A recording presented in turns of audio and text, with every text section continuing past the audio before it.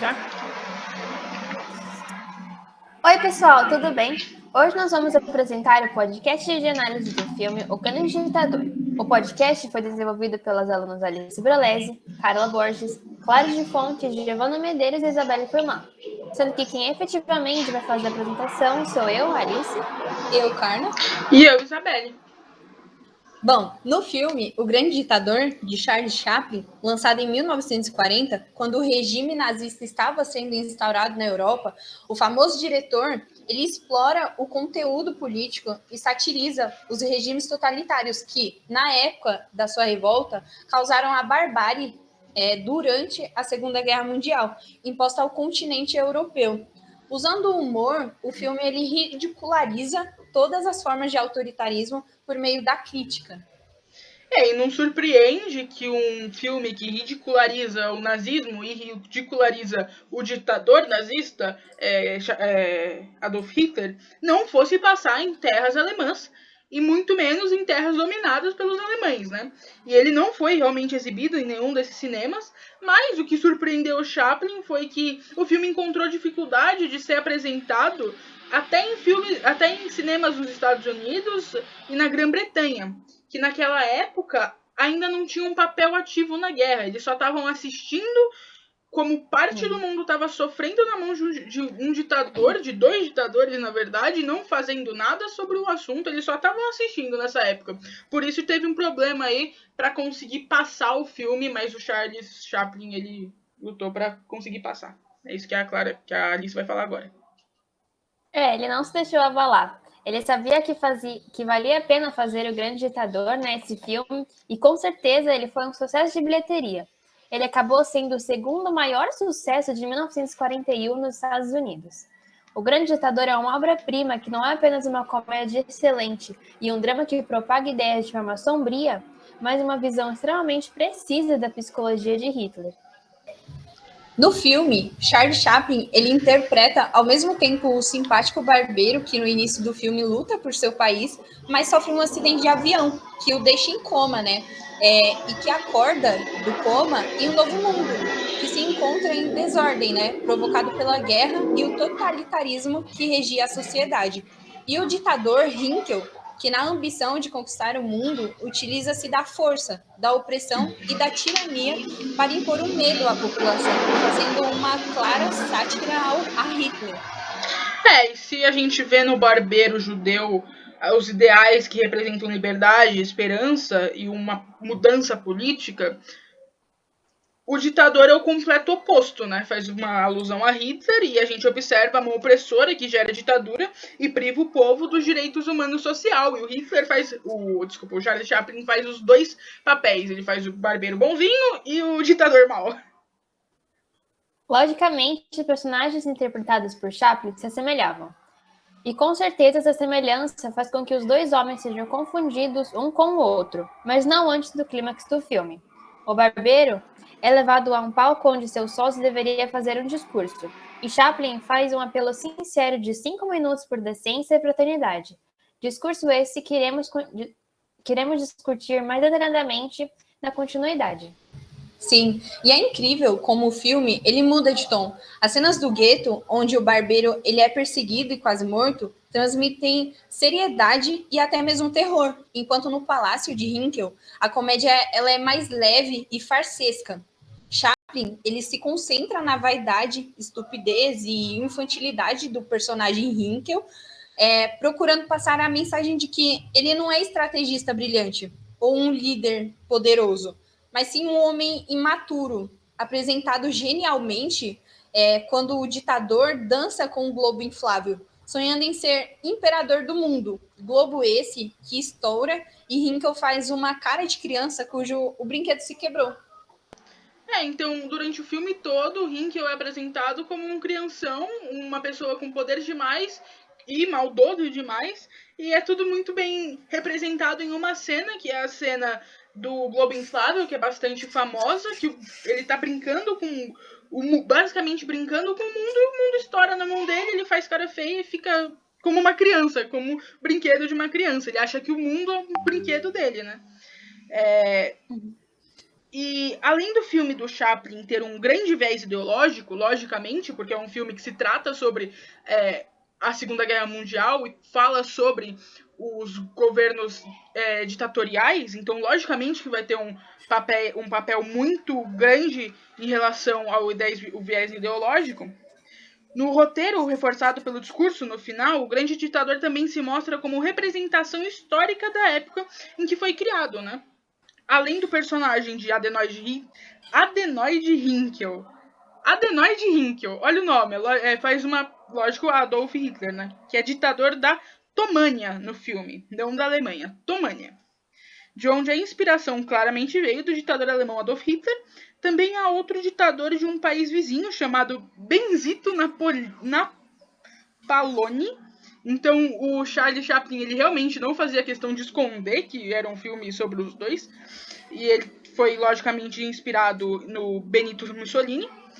Esses paralelos eles podem abrir discussão para dois tipos, na verdade, de Estado representado no filme e o seu funcionamento na vida real. O país onde estão Hynkel e o barbeiro judeu no filme, chamado de Tomânia, está em um regime que se assemelha bastante ao regime nazista, instaurado na Alemanha por Adolf Hitler em 1933. As principais características do regime nazista são o forte nacionalismo, o racismo, o antissemitismo, a xenofobia, a homofobia e também a pregação da supremacia da raça ariana, considerando as outras etnias inferiores. E no filme também é representado o fascismo, movimento político que surgiu na Itália sob a liderança de Benito Mussolini em 1922. E o fascismo, ele é composto por diversas características, né? E entre elas, a retórica populista, o culto ao líder, o desprezo por valores liberais e coletivistas, o desejo da expansão imperialista e a forte repressão a opositores.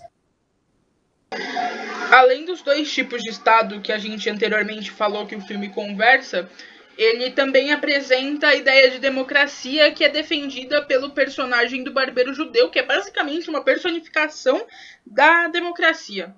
E a democracia, na democracia é pregada a liberdade do indivíduo, liberdade de expressão, igualdade de direitos e alternância de poder decidida pelos cidadãos.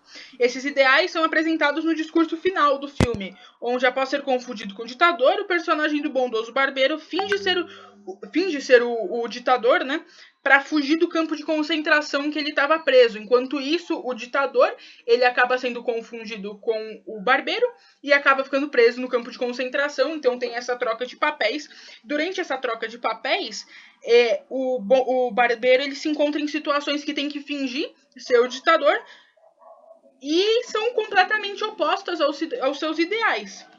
Então, quando em algum momento ele é forçado aí ao público fazer um discurso e ele acaba apresentando esse texto aqui que eu vou ler para vocês, que é o discurso final do filme.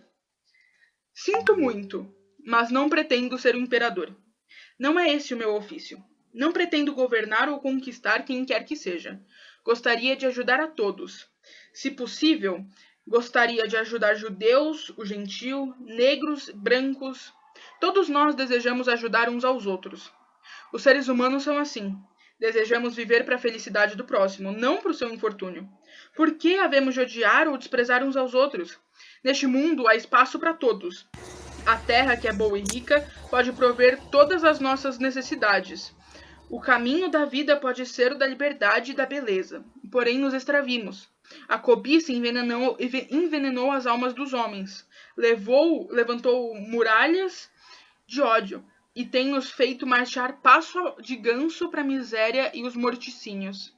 Criamos a época da velocidade, mas nos sentimos enclausurados dentro dela. A máquina que produz abundância tem-nos deixado em penúria. Nossos conhecimentos fizeram-nos céticos, nossa inteligência empedernidos e cruéis. Pensamos em demasia e sentimos bem pouco. Mais do que máquinas, precisamos de humanidade. Mais do que inteligência, precisamos de afeição e doçura. Sem essas virtudes, a vida será de violência e tudo será perdido. A aviação e o rádio aproximaram-nos muito mais. A próxima natureza dessas coisas é um apelo eloquente à bondade do homem, um apelo à fraternidade universal, à união de todos nós. Nesse mesmo instante, a minha voz chega a milhões de pessoas pelo mundo afora, milhões de desesperados, homens, mulheres e criancinhas, vítimas de um sistema que tortura seres humanos e encarcera inocentes. Aos que me podem ouvir eu digo, não desespereis. A desgraça que tem caído sobre nós não é mais do que produto da cobiça em agonia, da amargura de homens que temem o avanço do progresso humano. Os homens que odeiam desaparecerão. Os ditadores sucumbem e o poder que o povo arrebata a retornar e o poder que o povo arrebataram há de retornar ao povo. E assim, enquanto morrem homens, a liberdade nunca aparecerá. Soldados, não vos entregueis a esses brutais, não vos desprezam, que vos escravam, que vos arregimentam as vossas vidas, que ditam os vossos atos, as vossas ideias e os vossos sentimentos, que vos fazem marchar no mesmo passo, que vos submetem a uma alimentação regrada, que vos tratam como um gado humano, que vos utilizam como carne para canhão, não sois máquina, homem é que sois. E com o amor da humanidade em vossas almas, não odieis, só odeiem os que não fazem amar. Os que não se sabem fazer, o que não se fazem amar e os inumanos. Soldados, não batalheis pela escravidão, lutai pela liberdade. No 17º capítulo de São Lucas é escrito que o reino de Deus está dentro do homem, não de um só homem ou de um grupo de homens, mas de todos os homens. Está em vós, vós o povo, tendes o poder de criar máquinas, o poder de criar felicidade. Vós, o povo, tendes a poder de tornar esta vida livre e bela, de fazê-la uma aventura maravilhosa.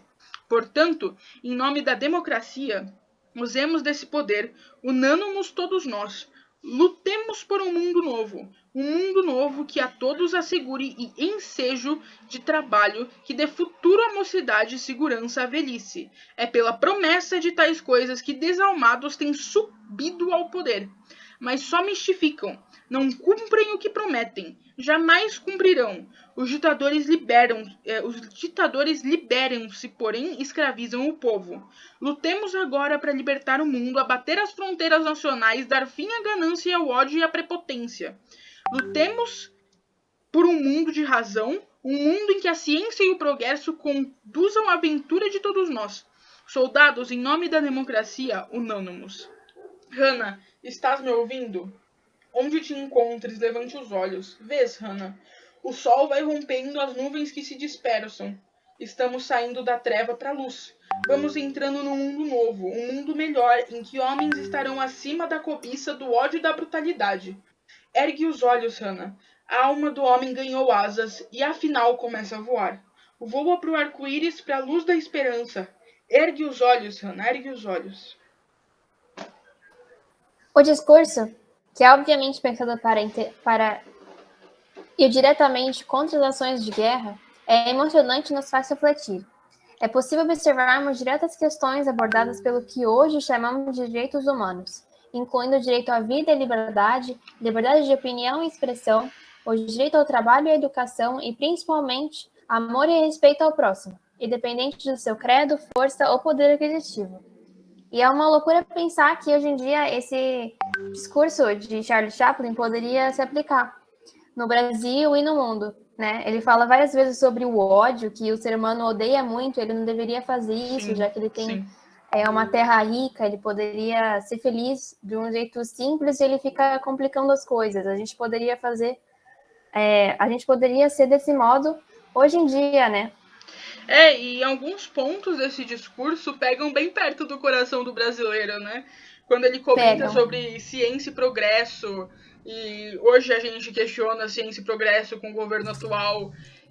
Mas é muito interessante que mesmo ele falando tantas vezes sobre como a gente propaga o ódio, e a gente não deveria, ele termina numa nota positiva, numa nota de que a gente está saindo da escuridão.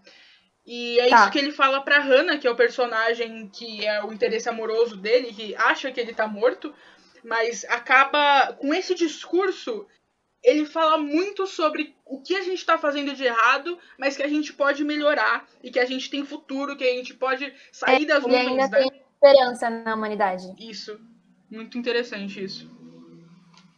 Vale comentarmos que o nazismo e o fascismo são semelhantes na medida em que ambos têm caráter nacionalista, totalitarista e revanchista, vindo principalmente das consequências da Primeira Guerra Mundial, mas eles possuem suas diferenças. Isso. Enquanto que o fascismo ele se dá como um sistema político, o nazismo ele já é tido como um movimento ideológico, sendo essa a sua primeira diferença a ser considerada, né? E o fascismo ele também defendia muito o uso da força, da repressão e a figura do líder inquestionável. Já o nazismo, ele utilizava muito da propaganda ideológica, divulgando principalmente o chamado racismo científico e o antissemitismo, o que já não ocorria no fascismo italiano. É completamente diferente dos tipos de estados citados acima, surge a democracia, que, diferente do fascismo e do nazismo, defende a liberdade de expressão, a igualdade dos cidadãos perante a lei e além do direito de expressar as suas preferências em relação ao governo, coisa que era muito condenada no fascismo italiano. E a gente pode relacionar esses conceitos com a formação do Estado brasileiro, né? Que em algumas vezes na história a gente pode dizer que o Brasil foi adepto de valores semelhantes aos fascistas. Até hoje, na verdade, a gente pode dizer, né? Vamos deixar isso de fora. Apesar de nunca ter sido realmente um regime fascista. Um exemplo a ser citado é a Era de Vargas, que entre suas características tinha o nacionalismo, a repressão e o autoritarismo, além da simpatia por Getúlio Vargas, de Getúlio Vargas para Hitler e Mussolini. Mesmo com as semelhanças, a Era Vargas foi considerada um regime populista e na Segunda Guerra Mundial o Brasil se associou aos aliados. Mas no filme O Grande Ditador, o filme ele acabou encontrando dificuldade para ser passado aqui no Brasil, justamente porque o Getúlio Vargas ele não ia tão contra as ideias fascistas e nazistas, então o filme foi bastante censurado e ele teve que encontrar seu público de um jeito um tempo depois. Foi difícil porque o filme foi censurado. E é muito louco que um país latino-americano, que é o país do Brasil, ele faz parte, ele tem algumas ideias, teve na época algumas ideias que se relacionavam ao nazismo, né? O nazismo que propaga que quer uma raça ariana pura. E latinos-americanos promovendo isso. E até hoje, né? Algumas pessoas... Até hoje a gente poderia relacionar esse negócio de uma classe ser superior às outras. Por exemplo, nós temos nosso atual presidente, ele foi eleito em 2018 por causa que ele tinha um discurso de a família tradicional brasileira, a gente é melhor que as outras. A gente não tem gay, eu nunca teria um filho gay. Esse discurso, ele ainda, infelizmente, ele se assemelha, né? Se assemelha muito à ditadura do Brasil, que se assemelha ao nazismo, que destruiu a vida de milhares de pessoas, destruiu a Europa, enfim, né? A Segunda Guerra. Guerra não é legal. De maneira geral, depois de a gente assistir o filme O Grande Ditador e pesquisarmos sobre os assuntos relacionados a ele, a gente percebe a sua grande importância. Revolucionário e sarcástico, o primeiro filme falado de Charlie Chaplin é um grande marco no cinema. Não foi um filme feito depois da Segunda Guerra, onde todos percebiam as malícias de Hitler, mas ele foi um filme criado quando as grandes potências mundiais ainda se calavam para as barbáries, como a Inglaterra. E o público, em geral, não era tão bem informado sobre as políticas alemãs, mostrando a todos a genialidade de Chaplin, que não somente é um grande cineasta, mas é um humanista e conhecedor do mundo moderno. E se opôs e lutou para que o filme, que sabia que seria muito importante e relevante, fosse desenvolvido. Sim, e é importante a gente ressaltar que o filme ele não é apenas uma obra de cinema, né? Não ficou só nisso. Ao mesmo tempo que é engraçado, o filme ele também consegue passar uma seriedade e discutir assuntos relevantes até os dias atuais, onde se trata de questões culturais, históricas, fascismo, que vemos muito hoje em dia na política, e também questões que debatem os direitos humanos, onde revemos o já acontecido e a gente também luta para não repetir ele na história, não retroceder, né? E só para comentar, por quesito de curiosidade, o filme O Grande Ditador foi um dos pontos utilizados pelo governo americano para dizer que o Charlie Chaplin ele era comunista, né? E a gente sabe que teve a perseguição ao comunismo nos Estados Unidos e o Charlie Chaplin foi impedido de voltar para casa. Ele nunca lutou contra isso, ele nunca voltou para os Estados Unidos, ele ficou morando na Suíça. Ele só voltou para receber um Oscar honorário depois de velhinho. Então, ele ficou lá na Suíça e foi muito por causa desse filme, muito por causa do discurso que a gente apresentou aqui. Um discurso totalmente humanista, que não fala nada de comunismo, é só um discurso que é humanista, né? E a favor dos direitos humanos, não tem nada errado, na verdade, é tudo positivo. É tudo certo. E foi usado contra o Charlie Chaplin. Ai. Sim. Bom, esse foi o nosso podcast e esperamos muito que vocês tenham gostado da nossa análise. Então, até mais. Muito obrigada. Obrigada por assistir, gente. Até mais.